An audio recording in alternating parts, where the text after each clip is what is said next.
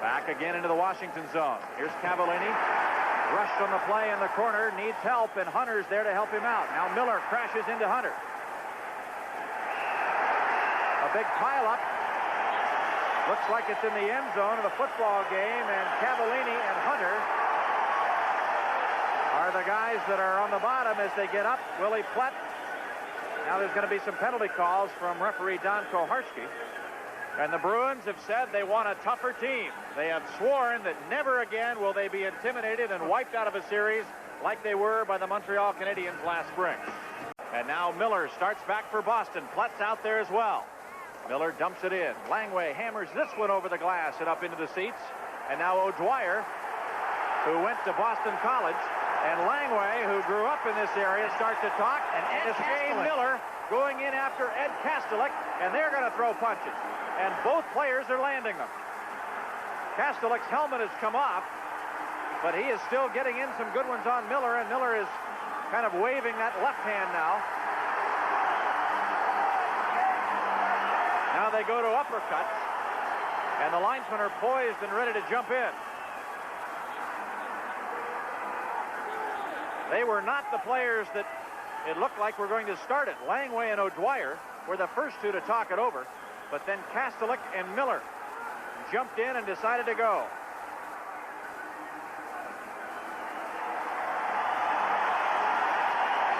I'll tell you something, Ed Castalick certainly did not pick a lightweight. He went after the toughest guy out on the ice, and he did it at the right time. Now watch what happens here. O'Dwyer takes Langway into the boards. Langway gives him a little pop, and then they stand there with each other. Now you're going to see number 29 come racing in, and before he could get there, he's taken out by Castalick, and that is when everything started, and this was a haymaker fest. These two guys really went at it. Castalick scoring early, and Miller getting the better of it later. Eddie has gone back to the Washington dressing room for a little medical attention now. Did you see the movie Youngblood? Yes. Doesn't he look like Racky from the movie Youngblood? That beard and that nose, I'll tell you. Gary Galley blocks that. Throws it into the corner. Francischetti over to Murphy. Now Langway bumped hard by Platt. Shot sizzles just wide of the goal. Now Adams into the corner. He's bumped hard by Neely. The Bruins come out. Here comes Linsman to center. Played at the blue line by Cavallini and tossed out to center ice. Adams breaks ahead on the left wing for Hunter. Hunter knocked down by Marquardt, who gives him a good shot with a stick. Now Hunter and Marquardt grab one another, and they're going to wrestle. The linesmen in quickly on this one. All they did was fall on top of one another. And we'll again have penalties.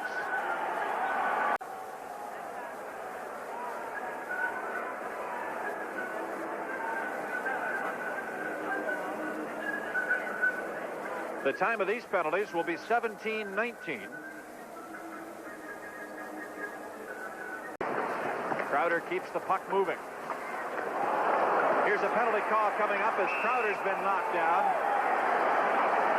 We're in the final minute of play in the period. The Bruins power play continues. Centering pass, Willie Plett pokes it home.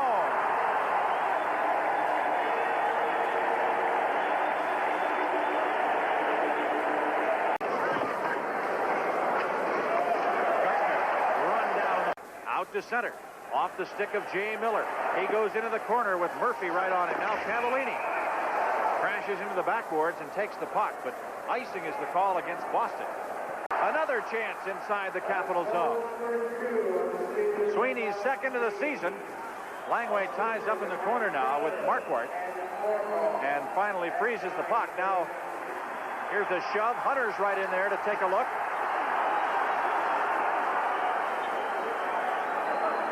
And Greg Adams is on the scene as well. There's a break in the action with the score.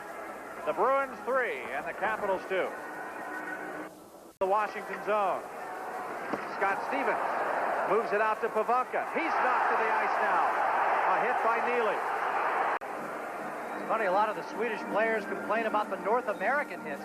Well, there's a big one by Cam Neely. That was just a good, clean shot on Michael Pavelka. All the way back to the blue line for Raymond Bourque. Led ahead for Courtnall. He centers. Neely scores.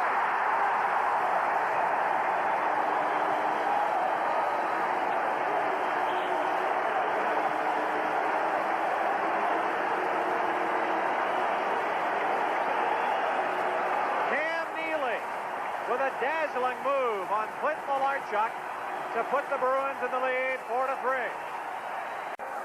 And Boston once again is back in the lead, and they have an injured Bruin out there right now. And boy, I think this is going to cost the Capitals. I think it's going to be maybe an inadvertent high stick by Scott Stevens, but nonetheless, it's going to be a probable penalty for Washington.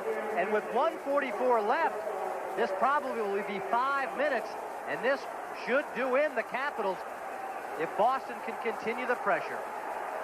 And the Bruins win the first game of the NHL season. The Caps drop game number 1. Boston moves on from here to play at Quebec on Saturday night. They host Hartford Sunday and then start a 5-game road trip out west, while the Capitals will be home on Saturday night against the Chicago Blackhawks, and then they go to Buffalo on Sunday evening. We'll be back with more right after this.